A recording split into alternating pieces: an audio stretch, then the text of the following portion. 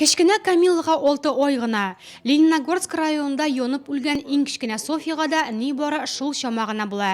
Ләкин хәзер Камилла әнисе кочагында, ә Софиянең жасадын йонган хәрабәләр арасыннан табып алалар. 9 январь көнне Иске Куак авылында чыккан йонгында кызчыкның авырлы әнисе һәм 4 бер туган абый апасы янып үлә. Нурлат районындагы Петровлар да күп балалы гаилә санала. Бүгенге көндә алар 2 бүлмәле шәхси йортта яши. Өйгә газ тоташтырылмаган, шуңа да утын белән җылытыла. Янгын службасы хезмәткәрләре гармония халыкка ярдәм күрсәтү белгечләре белән берлектә имин булмаган гаилә буларак исәптә торучыларга рейд белән чыкты. Мы с детства своих детей Без балаларны кечкенәдән үк янгын куркынычлыгы кагыйдәләренә өйрәтәбез. Мич ягу кебек эшләрне аларга ышанып тапшырмыйбыз. Балалар өйдән чыкканда электр җиһазларын сүндерәләр, шырпы белән уйнарга ярамаганлыгын яхшы беләләр.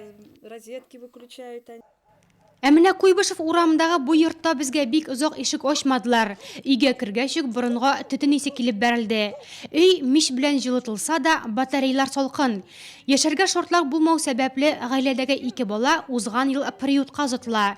Ләкин әни кеше аларны кайтару өчен әллә ни тырышмый да бугай. Что касается данного дома, то здесь мы сразу... Бу йортка килгәндә өй җиһазлары, түшәм, диварлар корымга буялган. Бу мичнең төтен үткәрү юллары тыгылган дигән сүз. Мичкә яккан очракта кешеләр төтен исеннән үләргә дә мөмкин. Шулай ук бөтен җирдә тәмәке төпчекләре. Димәк, тәмәкене өйдә таталар дигән сүз. Электр үткәргечләрнең торышы начар, алар искергән. Бу янгынга да китереп чыгарырга мөмкин. Свидетельствуют окурки возле печи, которые также лежат у...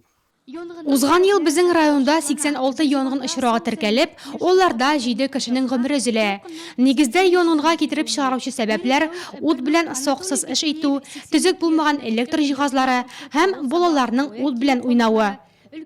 В настоящее время у нас Бүгенге көндә гармония халыкка социаль ярдәм күрсәтү үзәгендә бик үк имин булмаган шартларда яшәүче 38 гаилә исәптә тора. Аларда 73 бала тәрбияләнә. Без алар белән аңлату эшләре алып барабыз, күмәк рейдлар үткәрәбез. Һәр даим телефоннан сөйләшеп, хәлләрен белеп торабыз. Ярдәм кирәк икән, һәр вакыт ярдәмгә килергә әзербез.